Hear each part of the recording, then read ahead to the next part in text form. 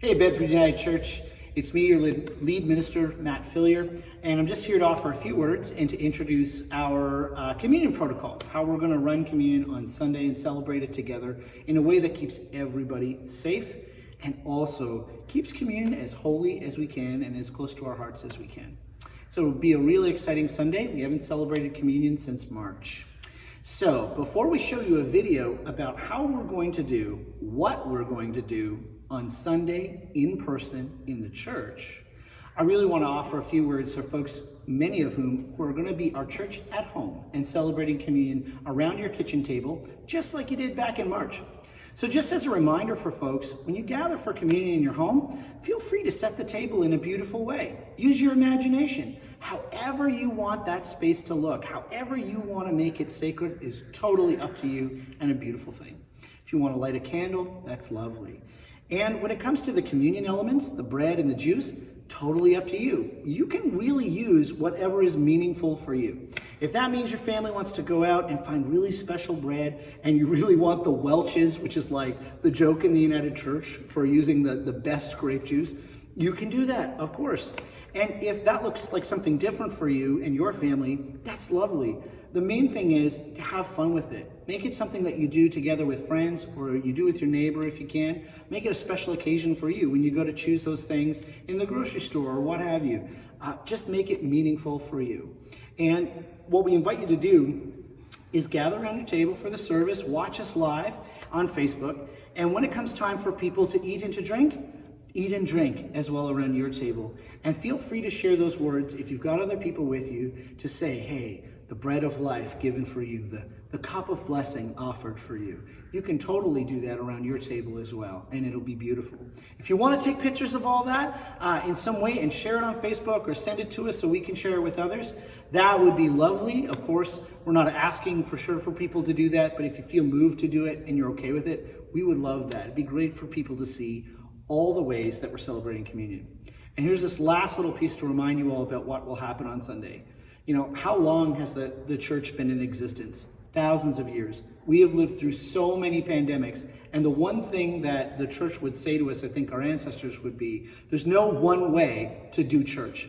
We have had to change how we do church through all the centuries. And that pattern continues today. And it'll still be sacred and holy and special to all of us.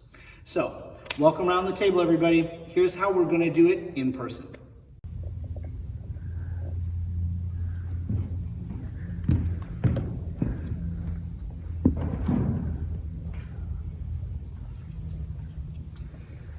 Tony, the bread of life, broken for you.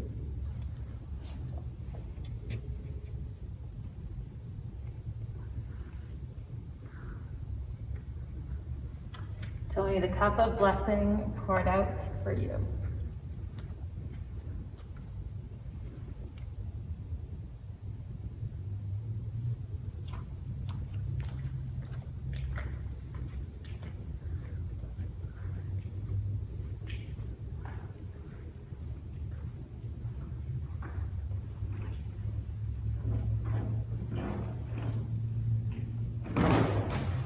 Hey everybody, I hope you enjoyed that little video and I hope it was pretty self-explanatory, and we're just going to remind you of a few things.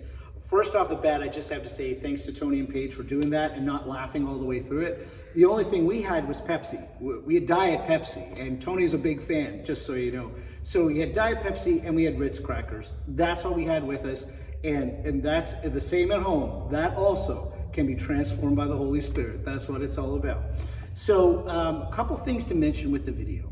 You notice that when Tony took his, finished with the Diet Pepsi, he dropped the glass in a basket right here. That's for, you know, a used glass, right? And just like we normally would on Sunday, and like we normally would, he returned to his pew where he was sitting by the side aisle. And you do that on the left and right side of the church, okay? And what's important about that to remember is we're not going to move to serving the next pew until everyone in that row on both sides of the church, right, have been served. When all those people have been served and have sat down, then we'll ask another row of people to get up, line up physically distanced, and we serve them one at a time.